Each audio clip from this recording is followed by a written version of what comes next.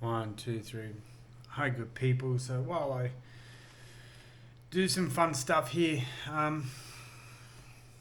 England, what's going on? It truly is a. There are British people who have worked their whole life, lived in England their whole life, and they can't afford groceries, can't afford rent, like going homeless. And the government, just like in Australia too, decides to import hundreds of thousands of people. And the government will spend big, like with hotels that the average Brit cannot afford, even a weekend at, just to get away. Can't afford to stay at. We're in a situation now where governments have declared war on their own people. And you have to wonder why. Why? What is it? I know exactly what's happening. All you need to do is read 1984, by George Orwell. I read that probably a quarter of a century ago. What's happening now is that people they're now being turned on each other. Now, governments know that they usually can't turn their own people onto each other. It's not very easy, even if they're conservative, liberal. That's difficult. But if you get your radical left-wing lunatics, they're very different. Because a radical left-wing lunatic's only option is hatred. Really good example of this is I'm watching people protest God's most holy prophet at the moment, President Donald John Trump, the only man holding the world together. Because everywhere else it seems like people are trying to destroy it. Of course, Poland is different. Then the Danish, they're a bit different too. Hungary as well. Milei in Argentina as well. There's some good names out there. There's some good people. Japan's just had a few more votes for the nationalists. Not like horrible human beings. They just want to keep Japan. They don't want it to become little Pakistan. From my living in Japan, a lot of Pakistanis were getting there.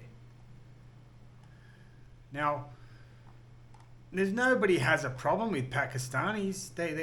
I've been to Pakistan. I've been to Lahore. I've been to Sialkot. I've been to Karachi. And it was a fantastic experience. I would never live there. But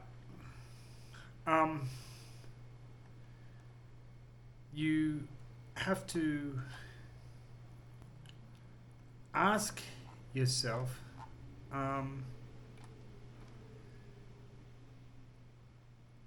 why is this all happening? Government want to introduce a complete police state where we have no option other than to do exactly what the government tells us to do. 15-minute cities. Melbourne in Victoria in Australia, that's what they want. At least under the horrible subhuman monster Dan Andrews, the Premier, who's now no longer the Premier, because there were so many people that just he was vile and hateful. But Victoria, especially Melburnians, will vote left no matter what. They'll vote Greens, the worst party, the most seditious and treasonous force for evil in the world, because they're so afraid of being called racist these days. I was speaking to this, not long ago, to somebody, and it was just very interesting that we both agreed most people are scared of being called a racist. Well, I don't care anymore, because it's not about race. It's about culture. It's about where we come from, who we are. I've just seen in Epping, black Britannians. They're very much welcome within the group of patriots, because they have been indoctrinated into the British culture. And it started when they were in preschool, and even before preschool. Just like bringing people in who can't follow it is going to be a destructive force. It's never constructive. Tell me where diversity has ever worked. It just doesn't work. It just can't work. And if it did work, well, why is it only that we're not going to diversify Africa or the Middle East where these people come from? Why not? What's wrong with doing that? It's only coming one way. But I'm an Australian, 46 years old. If I went to Britain and lived in Britain, I would fit in very well. I'm now 46. It's different to being a 26-year-old Australian. I was raised on British culture, on British television, cinema, comedy. I understand the ironical comedy of Britain. I understand Fawlty Towers, The Blackadder, Life of Brian. I laugh like a crazy horse. That's the goodies.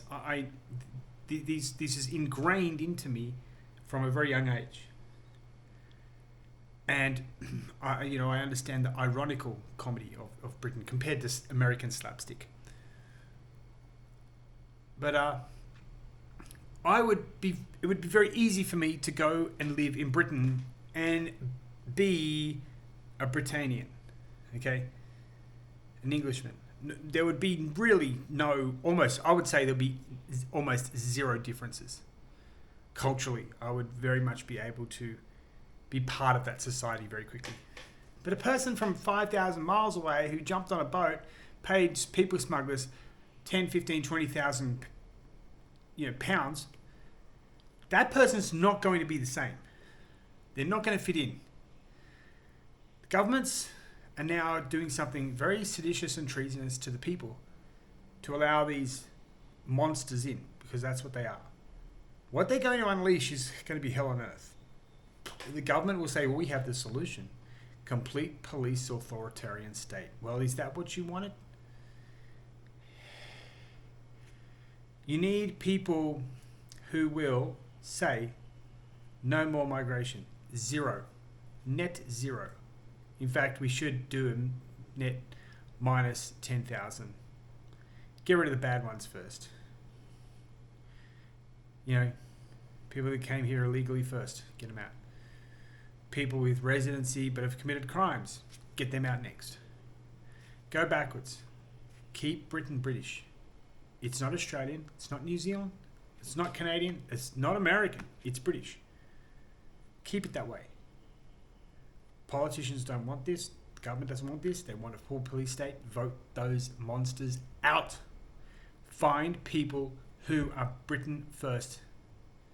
And not only Britain first, Britain only. And they don't care about the rest of the world. Alright, good people, have a fantastic day, and I'll see you later.